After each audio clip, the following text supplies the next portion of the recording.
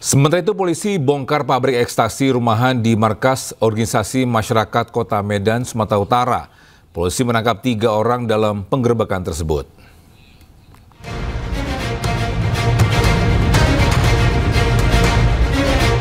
Terbongkarnya pabrik narkoba rumahan setelah Ditres Narkoba Polda Sumut melakukan penggerebekan di markas Subrayon Ampi pada Jumat malam lalu dan melakukan rekonstruksi adegan.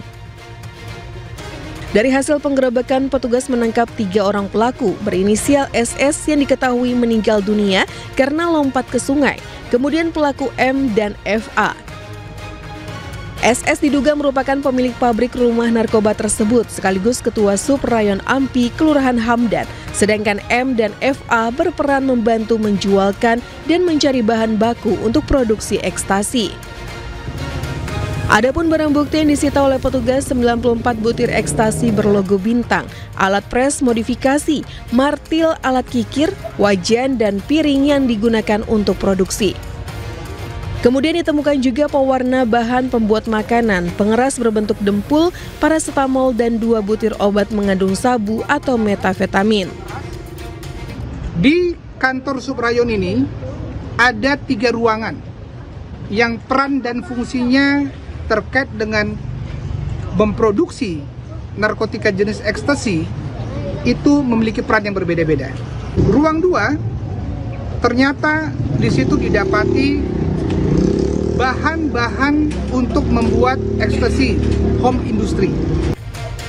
Hingga kini petugas Ditres Narkoba Polda Sumatera Utara terus melakukan pengembangan dan mencari para tersangka lain yang diduga memiliki keterkaitan dengan 3 pelaku.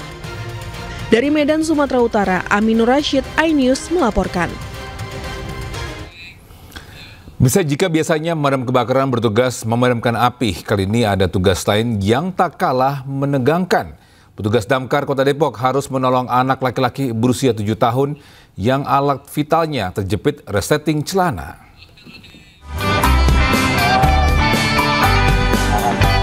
Dengan kesikapan dan ketenangan, petugas Damkar berusaha melepaskan resleting yang menjepit alat vital seorang anak laki-laki. Bocah ini datang bersama kedua orang tuanya untuk meminta pertolongan ke petugas Damkar. Proses evakuasi dilakukan di kantor dinas pemadam kebakaran di Cilodong, Kota Depok. Selama proses berlangsung, petugas mengalihkan perhatian korban dengan menonton di film di ponsel. Dia mau berangkat sekolah, itu buru-buru habis kencing, dia mau pakai celana, kesangkut semua itu kelaminnya di sleting. Karena berhubung orang tuanya udah mencoba buat ngakalin, nggak bisa karena agak panjang ya, agak dalam. Telepon ke Damkar, kita lakukan pertolongan di Damkar. Ternyata memang nggak gampang, jadi kita pakai alat juga, pakai tuner juga, grindam ini kita akalin dikit demi sedikit, lumayan. Durasinya sampai adalah sejam lah mungkin. 1 jam durasinya. Ada. Alhamdulillah semua baik-baik saja. Setelah berhasil, personel Damkar berusaha menghibur bocah ini dengan mengantarnya kembali ke rumah. Dari Depok, Jawa Barat, Iyung Rizky, iNews melaporkan. Ya, Puri Agung Karangasem menggelar prosesi ngayut atau prosesi menghanyutkan abu jenazah ke laut sebagai bagian dari rangkaian karya Baligya Utama. Kegiatan ini didukung penuh Partai Perindo yang mendorong pelestarian budaya dan adat di tanah air. Diiringi suara balai ganjur ratusan puspa, serta beragam sesaji diarak ribuan warga menuju pantai ujung Karangasem, Bali, pada ritual ngayut.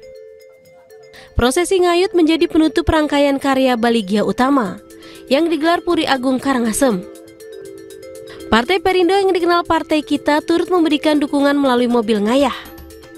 Bersama ini, kami bersama kawan-kawan, kader, Partai Perindo yang ada di Dusun Kalanganyar sebanyak 50 orang turut berpartisipasi untuk menyukseskan acara hari ini. Menaikkan level daripada Atma yang dulu hanya ngaben badan kasar itu, kemarin kan badan halusnya yang kita sucikan dari alam pitara menuju dewa pitara. Dukungan partai yang dipimpin Angela Tanusudibyo pada karya Baligya Utama menjadi bukti nyata komitmen Partai Perindo. dalam pelestarian adat dan budaya sebagai bagian dari kekayaan bangsa Indonesia. Dari Karangasem, Bali, Yunda Arista, iNews melaporkan. Bisa seorang pedagang bakso ditangkap polisi karena mengedarkan narkoba di Bangkalan, Jawa Timur. Polisi berpura-pura membeli bakso saat meringkus pelaku.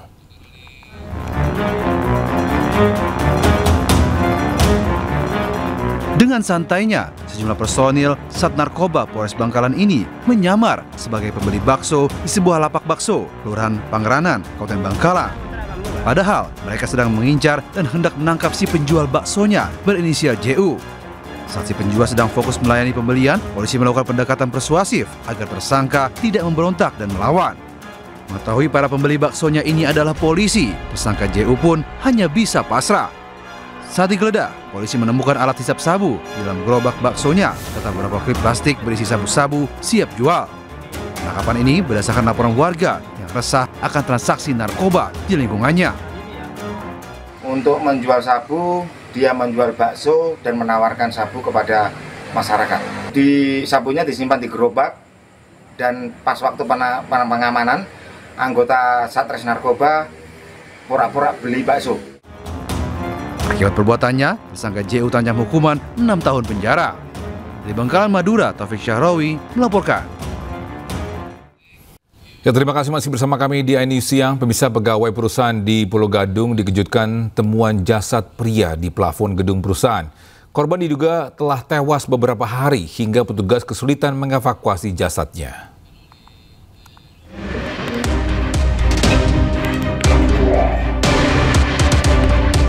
Petugas Sudin Damkar Jakarta Timur yang tiba di lokasi mengevakuasi jasad pria yang ditemukan di langit-langit bangunan sebuah perusahaan farmasi di kawasan Pulau Gadung, Jakarta Timur, Selasa malam.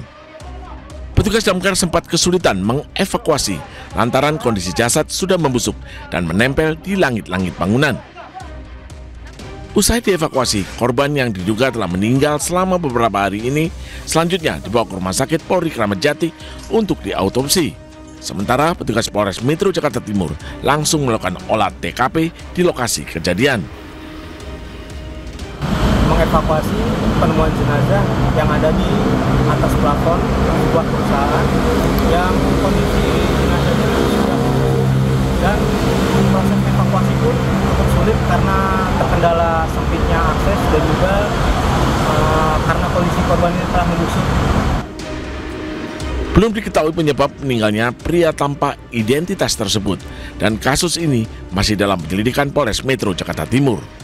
Dari Jakarta, Rio Manik, iNews melaporkan.